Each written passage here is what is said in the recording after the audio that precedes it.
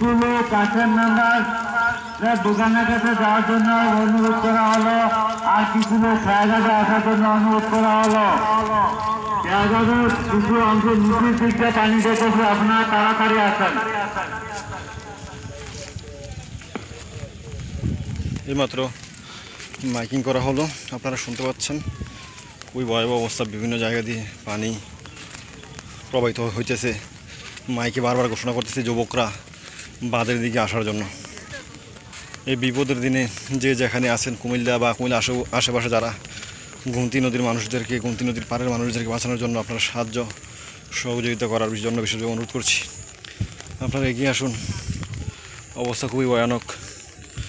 নদীর পানি একেবারে কাছাকাছি, দেখুন বাঁধ আর এই হচ্ছে পানি।